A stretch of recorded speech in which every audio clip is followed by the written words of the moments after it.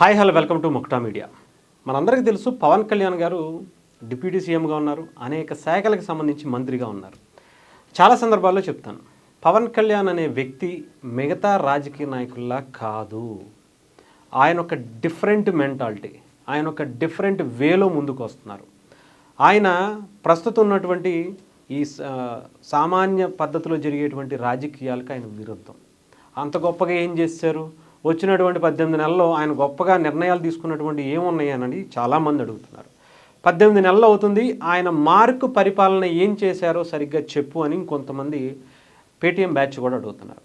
నేను ఒక్కసారి చెప్తా, నేను ఇప్పుడు చెప్పినవి అన్నీ కూడా గత ప్రభుత్వంలో చేయలేనివి, పవన్ కళ్యాణ్ గారు మాత్రమే చేసినవి, ఆయన సొంత డబ్బులతో కూడా చేసినవి కొన్ని కార్యక్రమాలు ఉన్నాయి. 18 నెలలు అవుతుంది.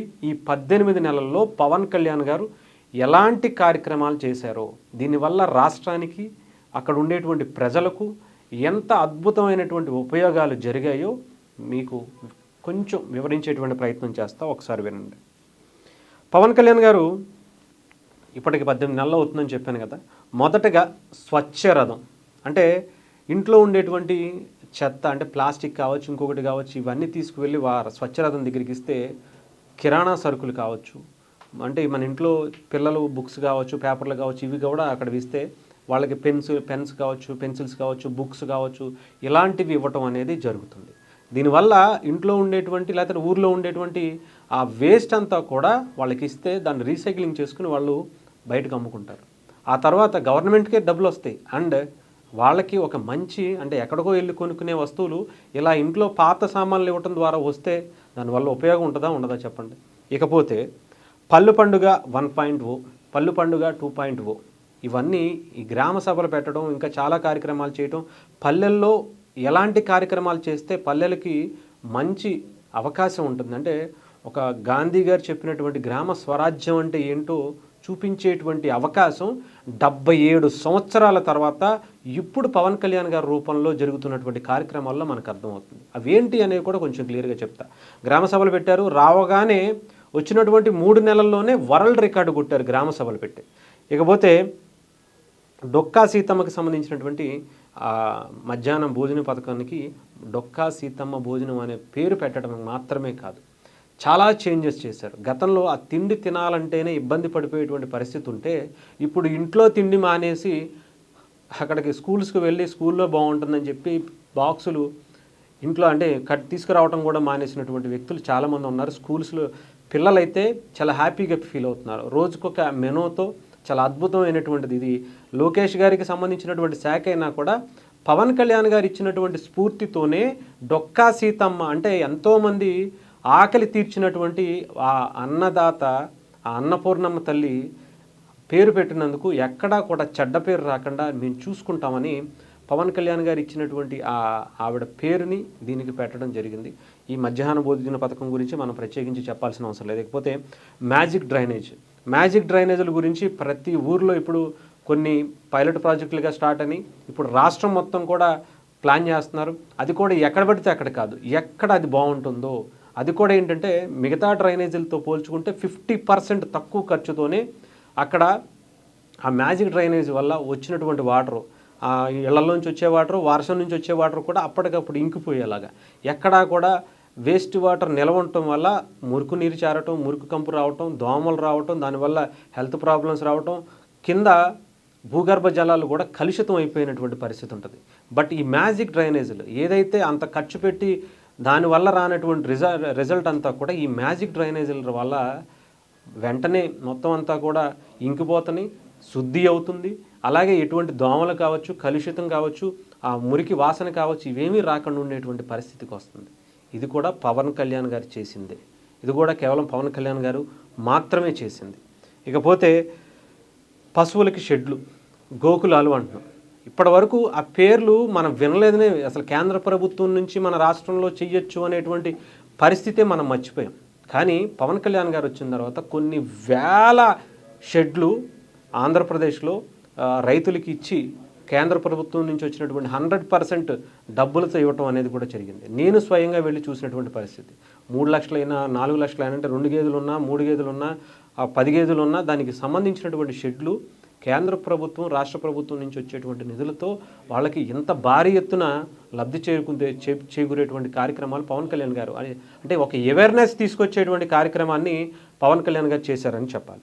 ఇకపోతే పార్క్ పౌండ్ అంటే పంట కొలను, ఇవి గతంలో చాలా ఊళ్ళల్లో చిన్న చిన్న చెరువులు ఉండేవి. కాకపోతే ఇప్పుడు ఉన్నటువంటి వాటిల్లో అవి ఉండేటువంటి పరిస్థితులు ఉండాలి. అందుకని ఏం చేస్తున్నారంటే ఈ పాంట్ పౌండ్స్ అని చెప్పేసి ఏర్పాటు చేసి ఆ వాటర్ వచ్చేటువంటి అంటే చెరువులు ఈ వర్షం నుంచి వచ్చేటువంటి వాటర్తో చెరువులే కాకుండా చెరువులకి ఒక ప్రత్యామ్నాయంగా వాటితో పాటు ఇవి కూడా కొంచెం ఎక్కువ స్థాయిలో పెట్టుకుంటే ఒక 2-3 పొలాలు ఉండి అక్కడ ఒక ఇలాంటి ఒక పౌండ్ కనుక కడితే ఆ నీట్ అంటే భూగర్భ జలాలు ఎక్కడా కూడా ఇంకిపోకుండా అలాగే అక్కడ ఉండేటువంటి పొలాలకి చెరువుకు ఒక ప్రత్యామ్నాయంగా ఉండేటువంటి ఏర్పాట్లు పవన్ కళ్యాణ్ గారు మాత్రమే వచ్చిన తర్వాత చేసినటువంటి కార్యక్రమాలు.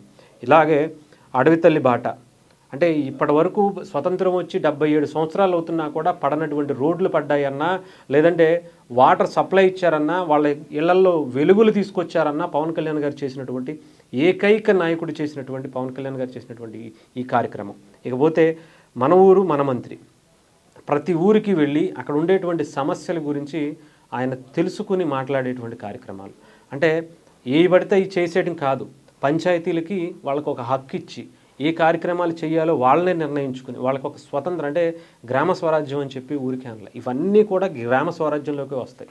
అంటే వాళ్ళకు ఒక డబ్బులు ఉంటే ఆ డబ్బులతో వాళ్ళు ఏం చేయాలి, ఏది ప్రధానంగా ఏ వర్క్ చేయించుకోవాలి, ఏది ప్రధానమైనటువంటి మనకి అవసరం ఉంది, దాని తర్వాత వేరే చేపిద్దాం, ముందు దీనికి చేపిద్దాం, దీనికి ఇంత పెట్టుబడి పెట్టాలి, దీనికి ఇంత గవర్నమెంట్ నుంచి రావాలి అనేటువంటి కార్యక్రమాన్ని పవన్ కళ్యాణ్ గారు ఆయన ఓన్గా తీసుకుని చేపిస్తున్నటువంటి కార్యక్రమాలు.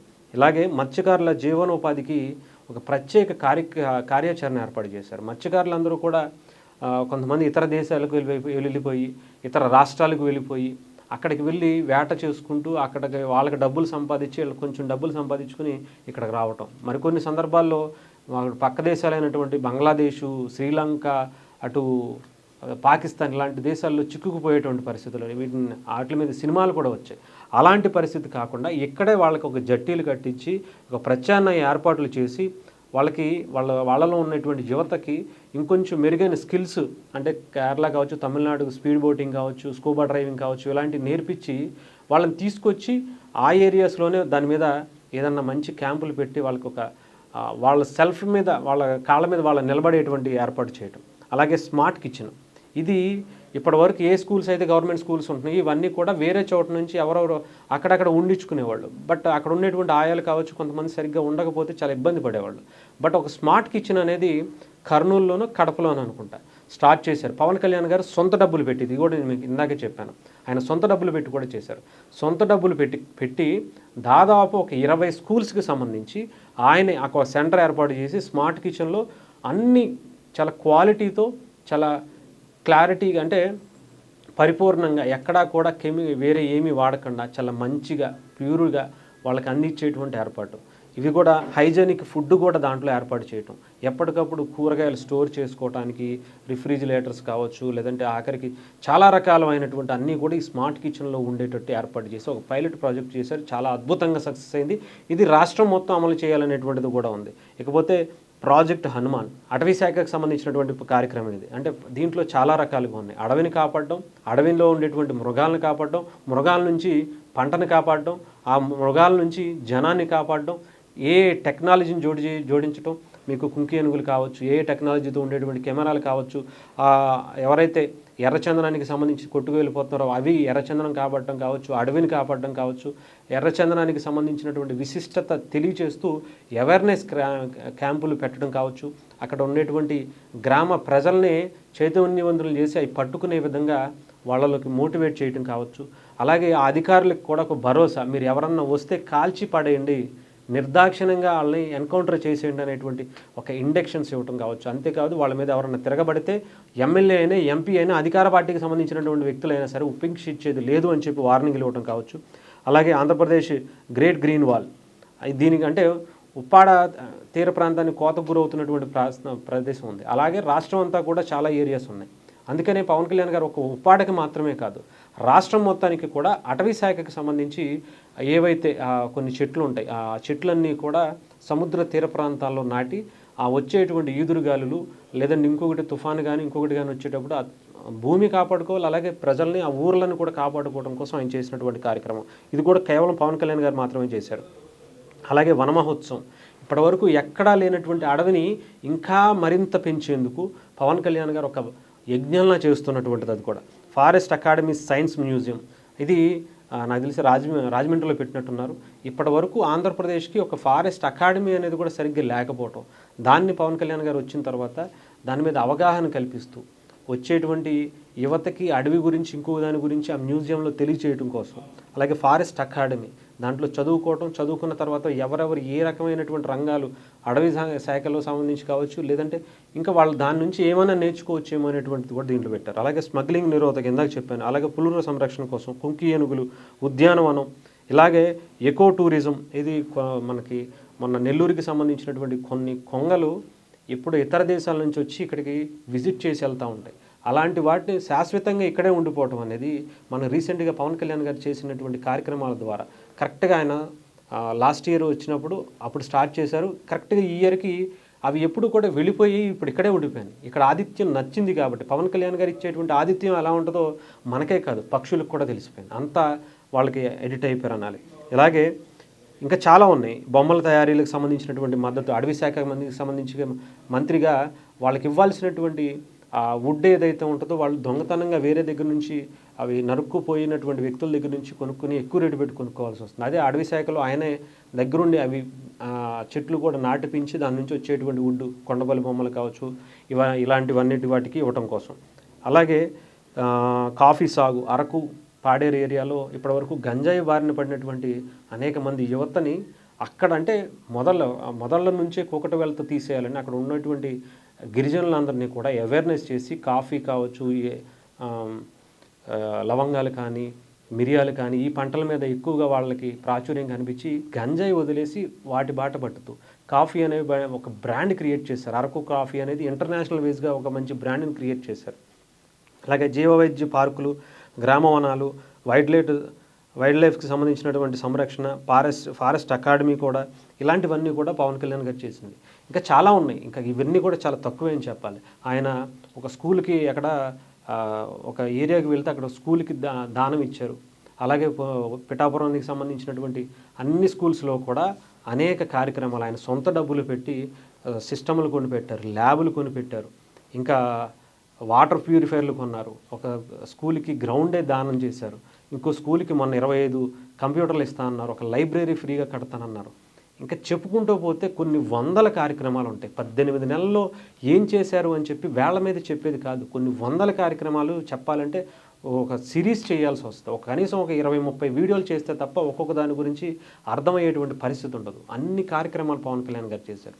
ప్రతి ఒక్కడు ఏది మాట్లాడేసినా సరే నేను ఒక్కటి చెప్తున్నాను, ఇవన్నీ మీరు సగం విన్నా సరే దీంట్లో పవన్ కళ్యాణ్ గారు చేసిన దాంట్లో సగమైనా సరే పలానా ఎమ్మెల్యే, పలానా ఇంతకుముందు చేసినటువంటి మంత్రి ఆయన సింగిల్గా ఓన్గా తీసుకొని కొత్త ఆలోచనలతో తీసుకొచ్చినటువంటి కార్యక్రమాలు ఏమైనా ఉంటే మీరు తెలియచేయండి. అంత మీకంటే పవన్ కళ్యాణ్ గారి ఇంపాక్ట్ ఏంటో ఈ శాఖల గురించి ఆయన చేసినటువంటి కార్యక్రమాలు చూస్తేనే అర్థమవుతుంది.